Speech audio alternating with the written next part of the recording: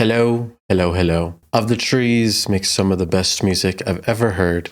And I was recreating a bass with one of my students, and we created the perfect Of the Trees bass. This is his perfect remix, and we made some wubs, using the auto pan. Let's go ahead and look into how this sounds.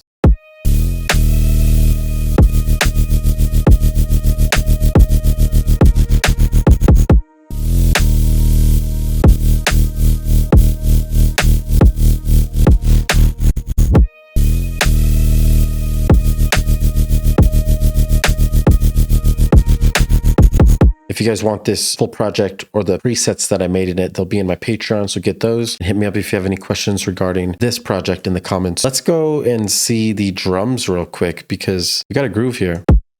This is the sidechain up here. And this is the drums. Any sample packs you see, they'll be in the links below. A. We do have an optional hi-hat. We don't necessarily need this, but you can even add it if you need it later. Optionally. And then we have the main bass that's going to be flowing with this. Serum is not really using its LFO here. We're not going to use the LFO. We're going to make a simple shape in here shortly. But listen to how it sounds.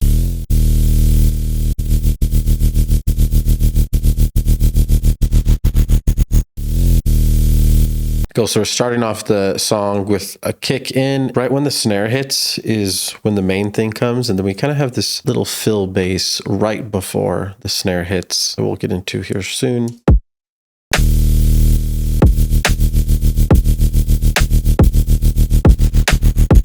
You see this automation? It's coming from this auto pan, the amount knob.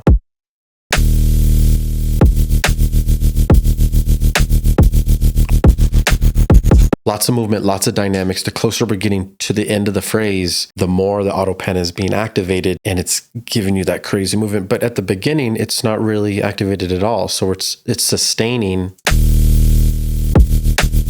And then it slowly gets wubbier over time. Super sick. At the end, you kind of hear this erosion. Its sine function is turned up, and I automate this amount here at the end, which is this high frequency, high sine at the end. So that's in there too. Some processing that we'll get into. And then the auto pan, of course, is going triplets, right? So we have different types, right? We leave it at a bar. And it kind of moves slowly. And then right here at the first kick after the snare, we got the fast starting to play. So lots of flow, lots of groove.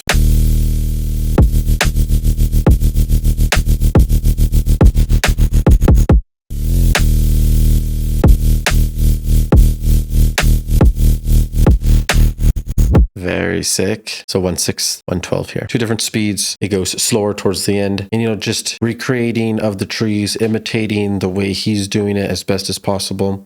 And then kind of just going freestyle with the patch, just trying to get as close as I can using sine waves, using different types of sine waves, and then adding a little extra flavor towards the end, like these higher frequency wavetables, like this electric guitar. So let's go ahead and listen to this one by one. You can listen with the auto pen off so you know what the sound is regularly. No movement, right? The levels are just chilling at 40%. This one's 35%, and this one's 15%. So all three of them have been turned down significantly from 75%. PD from B is on oscillator A at 44%. And we have a sine wave here on oscillator A. We're just loading up a simple sine, and then we're adding oscillator B, and then loading a sine wave again. But we're changing the sine almost to like a square sine. And we do that using this asim, which is in distortion. These warp modes are very, very important. So we're going to be using them. Distortion, asim, turn that up to 27%. And that's going to sound like this. I'm going to turn off this glue compressor and the saturator down here. This is how we're getting it loud. And this is what you're going to be at. But I also have some effects here in Serum. So we're going to turn off this compressor and distortion. And this should be what it sounds like. We have noise included here. We're going to turn off this noise. Turn on. And that's a huge part of this sound as well that we're going to look into. But first, just do your sine wave. PD from B, turn it up, oscillator B. Both of them are forming together. We have a stronger wave. Oscillator C is going to be mainly for the end that we'll get into here soon, but this is for different frequencies that we can experiment with. The noise is more important. Change it to white in color. Level is at 21%, and I turn up the filter to 84% to turn up the pitch. It's also stereo 85 right here and makes it wide. So just a sustained sound. It's basically like a sub.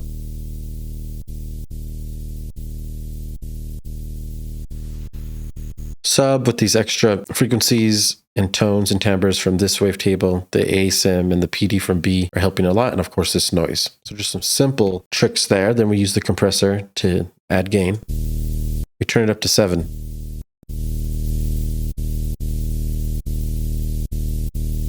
Add distortion next, and then you're going to put the drive on 20% and the mix on 55%. We're just adding a little bit of distortion on top.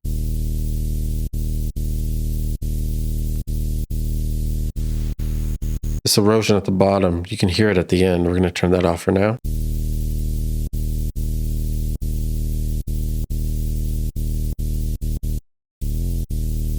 This is the sound that you're looking for, and you can change the sound, obviously. You can move these knobs if you need to and start making your own. There is a sweet spot to every knob, so you just want to pay attention to if it starts to sound funky. You want to be aware. These are some good settings to start off at. After we're done here, we can turn on oscillator C.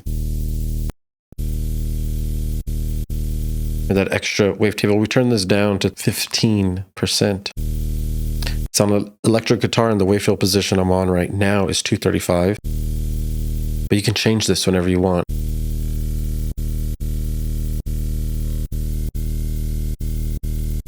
Once we turn on the wubs, you can start to hear the different combinations.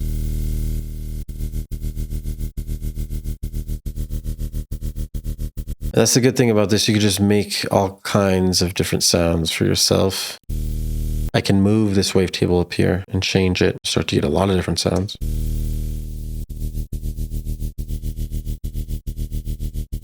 And of course, swipe through the wavetable position once I find a cool table that I like.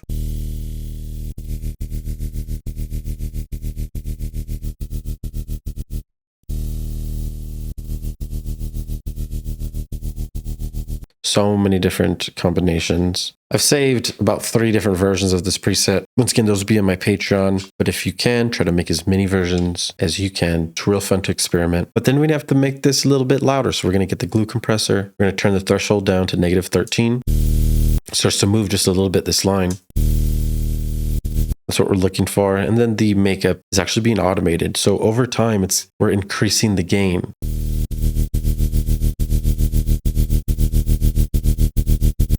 So it gets louder from 7 dB all the way up to 11 dB over time, adding more dynamics. It's kind of fading in, and that's kind of the point. That's why I did that.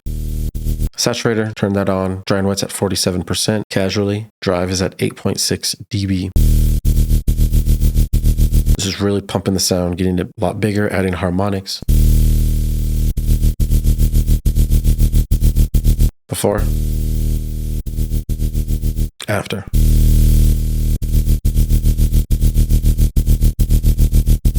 Saturator is huge, always amazing. And then that erosion towards the end, you're going to listen to back here. Just adding as much movement as we can in subtle ways. And this is a great way to do it using this erosion. And then the auto pan. If you do not know how to make it into an LFO, you have to turn the phase all the way down and turn the offset to 180. Shape is also at 0. And then you can mess with either one of these squares. Right now we're on the musical note. And then we can automate this rate and the amount, which is what we're doing here.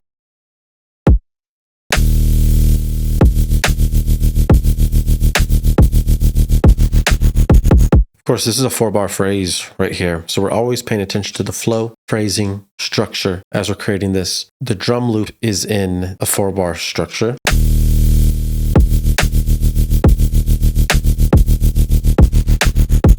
It can just keep being looped basically, and it's a nice groove, nice flow. And then you'll see here, we don't start the bass right away. we leave room for a call, which is this flute. We're gonna learn how to make this flute.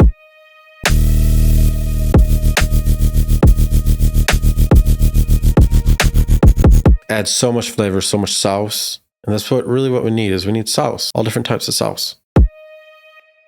Right before the snare though, keep in mind, we have another bass here that's gonna be playing at half speed, it's just triggering, and it's gonna be playing the note under the root note. So that main bass that we're playing previously, it's playing D sharp, which is the root or home in D sharp minor. That's what we're writing this song in, D sharp minor. Then this note comes in right before it and plays the 7th of the scale. So the note right underneath D sharp is what we're playing, which is C sharp. And it goes at a different speed.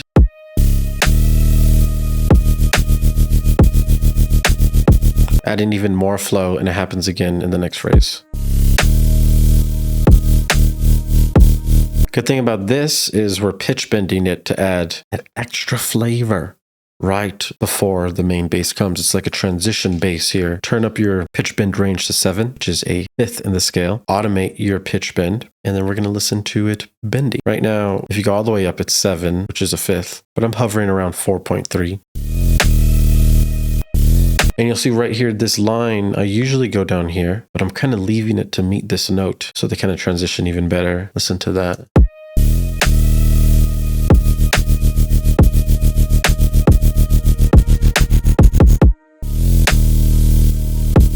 Maybe I can do this one less here. Or even do a unique one.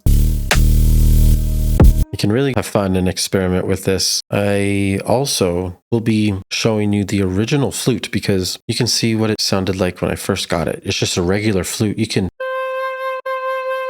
get this in Contact. I used Melodyne to figure out what note it's playing.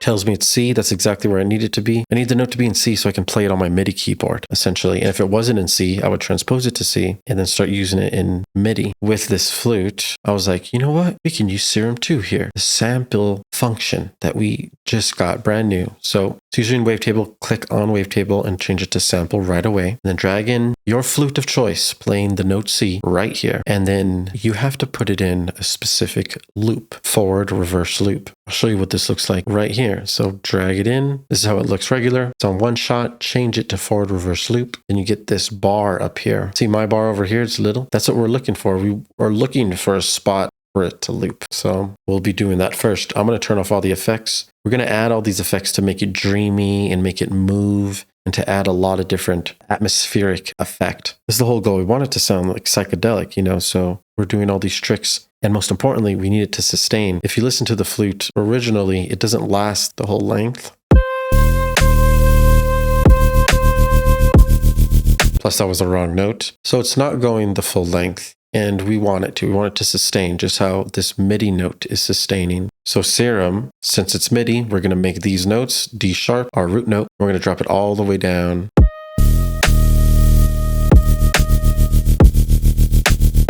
So you see the flute ends. It's playing the right note though. And then towards the end, we're going to have it drop down to the 5th, which is A sharp. Let's get back into Serum. We need this to sustain. So how are we going to do that? We're going to make it loop towards the end, just like this.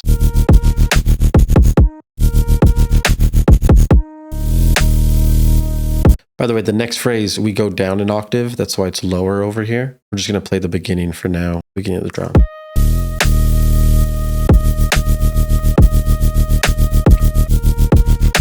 See it looping right there? That's what we're trying to get here. So my loop was like this.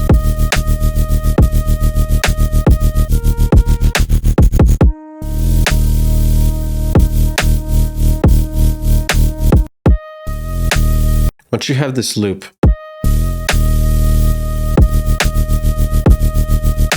it almost sounds too noticeable.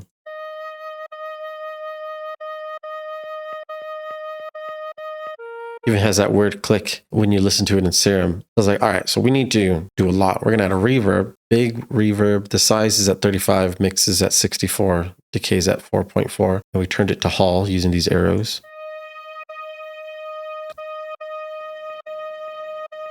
Just to get a big reverb, start to wash things out, drown it all out. Add a phaser so it's moving left and right. The feedback's at 68. I turned the frequency down to 110. Mix is at 68. And then I was like, you know what? We need that delay, and it really needs to fill. Like it's stacked up. 1/4 here and 1/8 here. Feedback's at 32 and the mix is at 24. We're not going too hard with the delay. We kind of turn these settings down.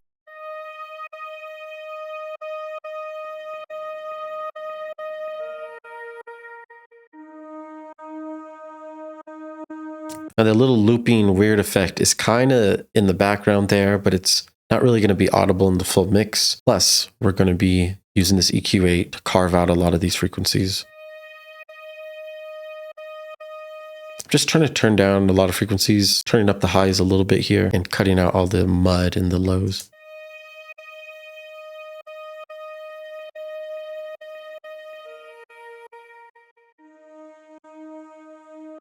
Starting to get more dreamy. Add another reverb on top of it so we can just put it in a bigger space. And we just leave it on the default settings at 50%.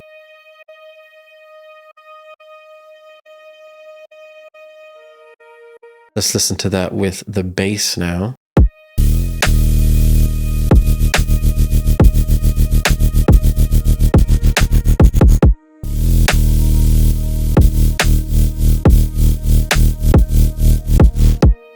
So everything playing the root note, playing the fifth towards the end, the music theories all matching up, the flows are matching up, the structure is matching up, and of course the sound design is matching up too. This is really how we're going to be getting down, just, you know, spiritual, flowy, and keeping it simple, most importantly. That auto pan trick really does wonders. If you guys have any questions, hit me up in the comments below. Let me know if you need any help. I do 1v1 lessons every single day. Just let me know what you need. We'll get it done. See you guys later. Peace.